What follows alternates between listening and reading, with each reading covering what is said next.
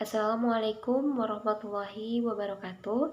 Saya Widya Maharani dengan NIM C1F021077 akan menjelaskan tentang akad musyarakah. Yang pertama yaitu pengertian musyarakah. Secara bahasa, musyarakah itu berasal dari kata al-syirkah yang berarti al-ikhtilat atau percampuran dua hal atau lebih yang sulit dibedakan satu sama lain. Musyarakah adalah akad kerjasama antara dua pihak atau lebih untuk suatu usaha tertentu di mana masing-masing pihak memberikan kontribusi dana dengan ketentuan bahwa keuntungan dibagi berdasarkan sedangkan kerugian itu berdasarkan kontribusi dana, yang mana dana tersebut meliputi kas atau aset non-kas yang diperkenankan oleh syariah. Selanjutnya itu dasar hukum musyarakah. Musyarakah merupakan akad yang diperbolehkan berdasarkan Al-Quran, Sunnah, dan Ijma. Dalam yang pertama itu Al-Quran, itu di dalam Quran surah An-Nisa ayat 12 dan Quran surah Syad ayat 24. Yang artinya, tetapi jika saudara-saudara seibu itu lebih dari seorang, maka mereka sekutu dalam yang sepertiga itu. Quran surah An-Nisa ayat 12.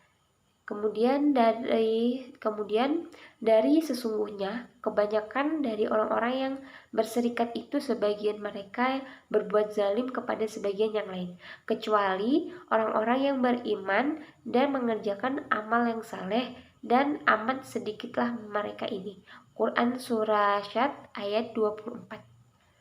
Hadis Nabi SAW yang berbunyi, saya yang ketiga dari dua orang yang bersyarikat.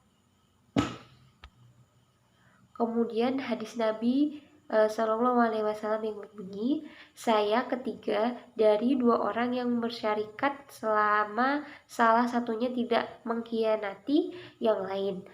Tetapi apabila salah satunya mengkhianati yang lain, maka aku keluar dari keduanya. Hadis riwayat Abu Daud dan Al-Hakim. Selanjutnya yaitu jenis-jenis musyarakah. Itu ada dua. Yang pertama yaitu musyarakah hak milik atau syirkatul amlak.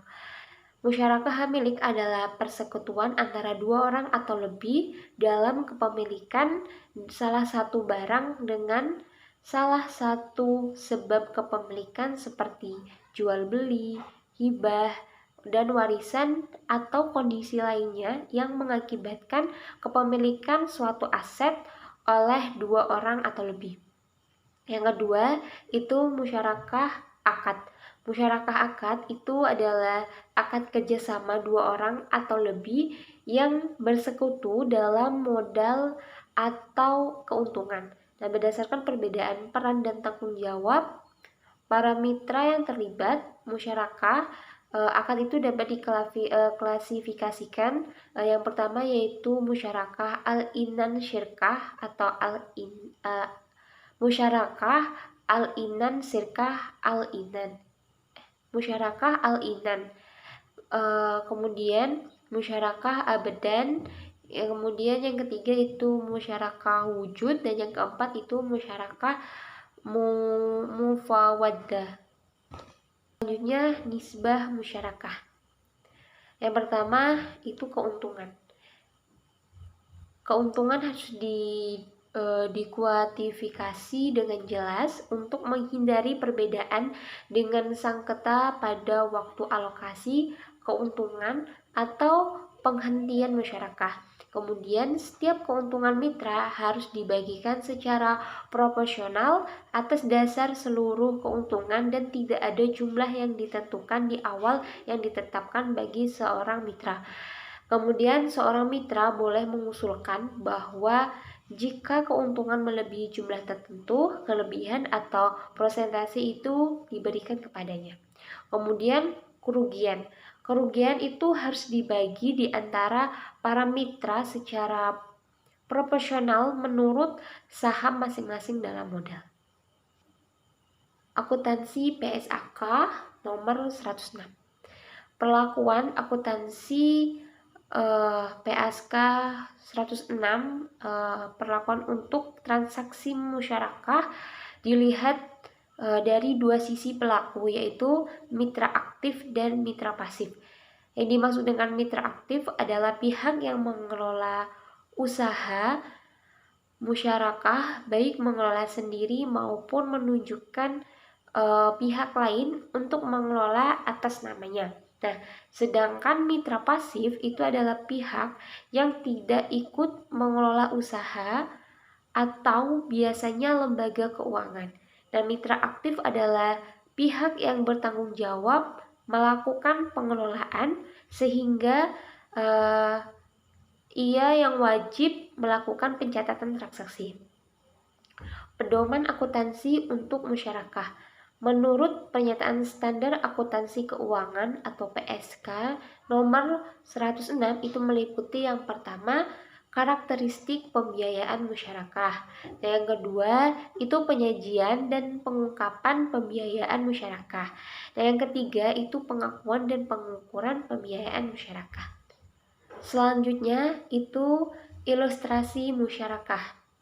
Yang pertama, musyarakah permanen.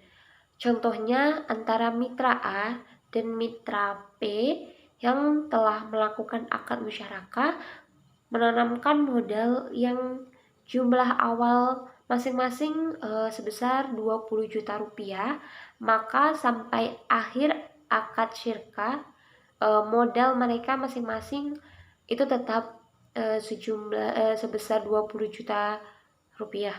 Nah, yang kedua itu musyarakah menurun atau musyarakah mutanakisah. Itu contohnya seperti mitra A dan mitra P itu melakukan akad musyarakah, ini mana mitra P itu menanamkan sebesar 100 juta rupiah dan mitra A itu menanamkan sebesar 200 juta rupiah. Dan seiring berjalannya kerjasama akad masyarakat tersebut, modal mitra P itu sebesar 100 juta akan beralih kepada modal A melalui pelunasan secara bertahap yang dilakukan oleh pihak mitra A. Demikian presentasi yang dapat saya sampaikan. Saya akhiri. Wassalamualaikum warahmatullahi wabarakatuh.